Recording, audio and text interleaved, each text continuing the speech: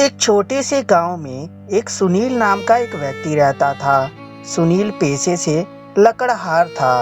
वो रोजाना जंगल जाता और लकड़ियां काटकर उन्हें ले जाकर बाजार में बेच दिया करता था, जिससे सुनील के परिवार का पालन पोषण हुआ करता था। एक दिन हारा थाका सुनील अपने घर आता है। उसकी पत्नी जब देखती है, ओ जी आप आ गए, जल्दी से हाथ मुंह धो लीजिए, मैं आपके लिए खाना लगा देती हूँ। यह सुनील की पत्नी कविता है। हमेशा तो नकचिड़ी रहती हैं, लेकिन आज पता नहीं क्यों प्यार से बात कर रही हैं। क्या बात है कविता, आज तुम तो बहुत मुझसे प्यार से बात कर रही हो। सब कुछ ठीक है ना? ओ जी, तो आपको क्या लगता है मैं कभी प्यार से बात नहीं कर सकती हूँ? अरे नहीं, मेरे कहने का मतलब वो नहीं था। हमेशा तुम गुस्सा जो है नाक पर लेकर चलती हो, लेकिन आज इतने प्यार से तुम बोली, मुझे जो है कंफ्यूजन हो गया कि क्या ये मेरी पत्नी ही है या कोई और है। सुनील की बात सुनकर कविता बोलती है, ओ जी बात कुछ नहीं है। असल में वो जो बगल वाले रामू भैया है ना, रामू भैया अपने पत्नी के लिए पायल खरीदे हैं। इतनी सुंदर पायल थी कि मैं देखकर आश्चर्य हो गई। आप मेरे लिए पायल कब खरीद कर लाएंगे?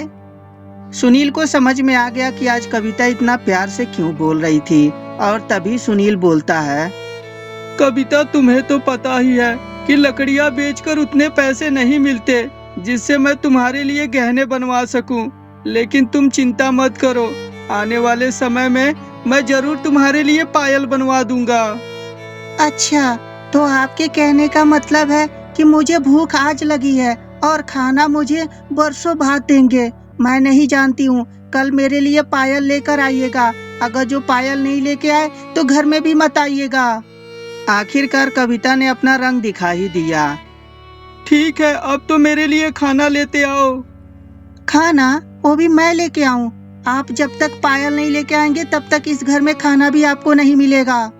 सुनील के लिए कोई नई बात नहीं थी, क्योंकि सुनील अक्सर ही अपने पत्नी के चिड़चिड़ेपन से परेशान था। उसकी पत्नी रोजाना उसे कुछ न कुछ सुनाती ही रहती थी, लेकिन आज तो कुछ ज्यादा ही हो गया था, क्योंकि उसकी पत्नी आज उसे खाना देने से भी मना कर दिया था।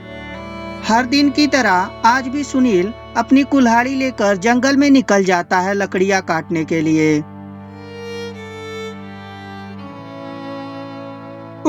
आज तो बहुत ही ज्यादा गर्मी है और ये धूप तो सीधे मेरे सर पे आ रही है। एक काम करता हूँ, थोड़ा यहाँ आराम कर लेता हूँ। नहीं, अगर जो मैं आराम करने लगा तो लकड़ियाँ कब काटूंगा। मैं पहले लकड़ी काट लेता हूँ, उसके बाद आराम कर लूंगा। सुनील लकड़ियां काटकर उन्हें सर पे रखकर बाजार में बेचने के लिए निकल पड़ता है।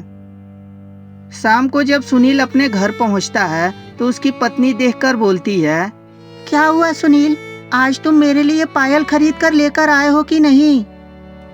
अपनी पत्नी की बात सुनकर सुनील, अरे यार, तुम्हें तो पता है ना कि लकड़ियां बेचकर इतने पैसे नहीं मिलते जो मैं तुम्हारे लिए पायल खरीद के लाऊंगा। अभी मैं पायल ओयल खरीद के नहीं लाया हूँ, जब पैसे होंगे तो खरीद लाऊंगा। अब मुझे भूख लगी है, जल्दी से मेरे लिए खाना लगा दो। सुनील की बात सुनकर कविता गुस्से में आ जाती है। हे भगवान, मेरी तो जिंदगी खराब हो गई है। ये आदमी ना तो मुझे ढंग से खिलाता है और ना ही मेरे लिए कुछ खरीदता है। मेरी तो जिंदगी ही खराब हो गई जी। ऐसे आदमी से मेरे पाला पड़ गया। ना तो मेरे लिए एक नई साड़ी खरीदता है, आज तक मैं नैहर की साड़ी पहनकर गुजारा कर रही हूँ। यहाँ रहने से अच्छा है कि मैं अपने नैहर चली जाऊँ। सुनील अपने पत्नी को रोता देखकर भावुक तो हो जाता है, परंतु करे भी तो क्या करे। उसके पास इतने पैसे नहीं थे जिससे वो अपने पत्नी के लिए पायल खरीद सके। ठीक है, तुम चाहती हो ना कि मैं तुम्हारे लिए पायल खरीद के लाऊं, तो मुझे कुछ वक्त दे दो। मैं वादा करता हूँ कि मैं तुम्हारे लिए पायल जरूर खरीद के लाऊंगा। लेकिन अभी सच में मेरे पास पैसे नहीं है। अगर जो होते तो मैं तुम्हारे लिए पायल जरूर खरीद के लाता। प्लीज समझो मेरी बात को। सुनील के लाख समझाने के बाद भी कविता मानने को तैयार नहीं थी। बस एक ही जीत पे अड़ी हुई थी कि उसे पायल चाहिए ही चाहिए। देखो कविता, बात समझने की कोशिश करो। मेरे पास सच में पैसे नहीं है। मैं मजाक थोड़ी कर रहा हूँ। मुझे कुछ दिन की मोहलत तो दे दो। सुनील की बात कविता बिल्कुल नहीं सुनती और वो घर छोड़कर जाने लगती है। बेचारा सुनील अब करता भी तो क्या करता।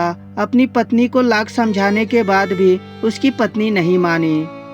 धीरे धीरे समय गुजरता जाता है। एक दिन जब सुनील घर पर था तभी उसकी पत्नी आती है। अपने पत्नी को देखकर सुनील बहुत ज्यादा खुश होता है और बोलता है, क्या हुआ? आखिरकार तुम मेरे पास आई ना। मुझे पता था कि तुम एक ना एक दिन जरूर आओगी। सुनील की बात सुनकर उसकी पत्नी कविता भावुक हो जाती है और बोलती है, आपको मेरी याद नहीं आती थी? आपको पता है मेरी भाभी जो है वो मुझे कितना सताती थी, तरह तरह की बातें करती थी। मेरा मन बिल्कुल भी आपके बिना नहीं लग रहा था और इसीलिए मैं अपने मायके को छोड़कर आपके पास रहने चली आई। सच्चाई यह थी कि कविता की उसकी भाभी के साथ नहीं बनती थी और उसकी भाभी कभी भी नहीं चाहती थी कि कविता यहाँ पे रहे। और इस तरह कविता को अपनी गलती का एहसास हो जाता है और वो अपने पति के साथ खुशी खुशी रहने लगती है। अब ना तो किसी चीज का डिमांड करती और ना ही अपने पति से झगड़ा करती।